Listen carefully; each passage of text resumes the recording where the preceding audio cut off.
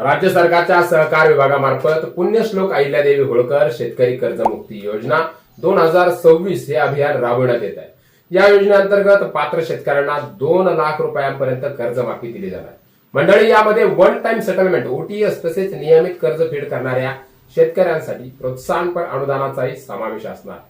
मात्र कर्जमाफीचा लाभ घेणाऱ्या शेतकऱ्यांना नमो शेतकरी महासन्मान योजनेचा लाभ मिळणार नाही, अशी माहिती या वृत्तामध्ये देण्यात आली आहे। या मागील कारण म्हणजे कर्जमाफीमुळे सरकारवर वाढणारा आर्थिक भार कमी करण्याचा प्रयत्न असल्याचे सांगितले जाते। त्यामुळे वर्षाला मिळणारे 6,000 रुपयांचे अनुदान जी शेतकरी लाभ घेत आहेत त्या संबंधित शेतकऱ्यांना मिळणार नाही, अशी चर्चा आहे। याबाबत सरकारकडून अधिकृत स्पष्टीकरण अद्याप आलेलं नसलं तरी सुद्धा सरकार असं पाऊल उचलू शकतं। या योजनेचा लाभ राज्यातील सुमारे 56 लाख शेतकऱ्यांना मिळण्याची अपेक्षा आहे। त्यापैकी 32 लाख शेतकऱ्यांचं 2 लाख रुपयांपर्यंतचं पीक कर्ज माफ करण्यात येणार आहे।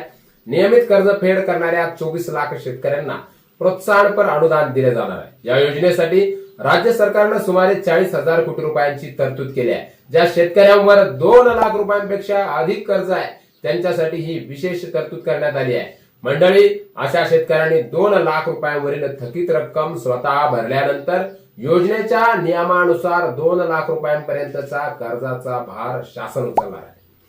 कर्जमाफीच्या पहिल्या टप्प्यातील लाभार्थी शेतकऱ्यांना ॲग्रीस्टॅक पोर्टलवर नोंदणी करून आधार प्रमाणीकरण करणं बंधनकारक असणार आहे।